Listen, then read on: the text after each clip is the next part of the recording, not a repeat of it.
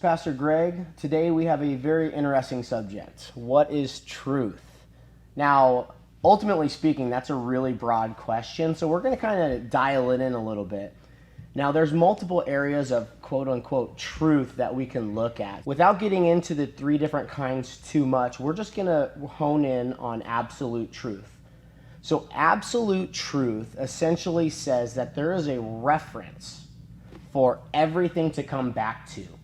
Now, what we mean by that is, to give a brief example, is you can have some differences in different cultures, which this is in a way cultural also. In music, for example, you can have different groups of notes in different countries, and they have different scales and different sounds.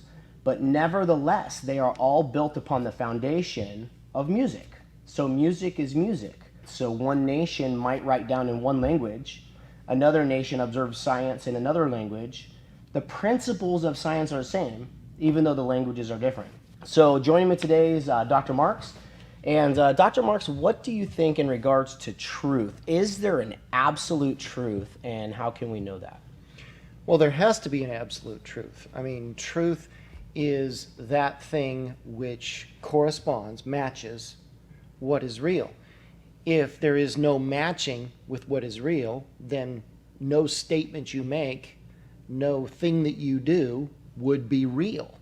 So since there's a real, there has to be a truth. So would you say we all have a lens in which we see truth? So we might all see the same thing from a different angle? Well, we might have a lens, but that doesn't change the truth. See, truth is not just something that works because you see it a certain way. It's not something that you necessarily feel or that everybody thinks. Truth is bigger than what you feel or what you think. It's Sure. bigger than the lens that you're looking through. Okay. In fact, the lens, if you think about it for a moment, the glasses that I'm wearing right now corrects what I'm seeing. It makes it helps me see what is true, what is Sure, actual, what is sure. real. I've heard it said before is truth can be viewed kind of like a car accident at an intersection, right? Is you have this car accident takes place in the middle of this intersection, and on each one of the four corners you have a different person that happened to witness this car accident. Now, even though each and every corner is going to see that accident from a different perspective, the undeniable truth is the car accident happened, right? So we Exactly. can't deny that. So, No. so we get so hung up on the differences between the angles that we don't realize there is an absolute truth. Would you agree with that? Absolutely. I mean, we have to recognize that while everybody has a different point of view, like you just said, the accident did happen. They may be looking at it from a different angle, but the truth is, what matches what is real is what actually is happening. And to ultimately sum this up, what I find to be the most interesting component is, and correct me if I'm wrong in this, but every truth claim of absolute truth of how we got here and why we're here, if there's a meaning to why we're here, comes down to some type of worldview. Does it not? Well, a worldview is the lens through which you view things. It is it's kind of like putting on a pair of sunglasses.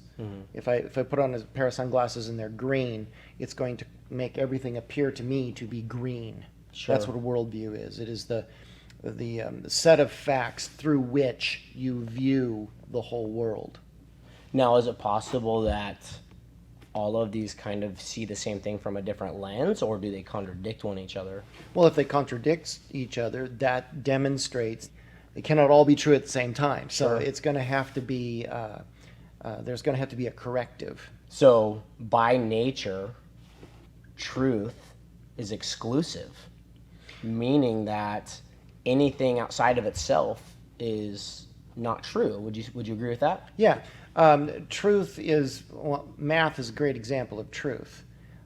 It is what it is, whether you're happy with it or not, Sure. or whether you understand math or not. I mean, even if you don't know what addition is, this many and this many is this many, and Sure. The truth is that thing which corresponds to what is actual. Whether you understand it or not, whether you like it or not, whether you're a math major or not, makes no difference. So, in conclusion, truth is exclusive.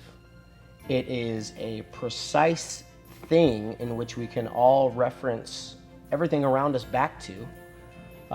So I guess the journey would be pursuing that truth and seeing what it implies. Because again, going back to worldviews, these worldviews say so many different things and paint a different lens on why we're here and all the big questions of life, right? Well, I would agree with that conclusion. You know, the worldview needs to be corrected to that which fits the facts. Truth is telling things like it is. And what we need to do in order to correct our worldview is to see if our worldview fits the facts, is true. That's what we're going to have to do. That's what truth is all about.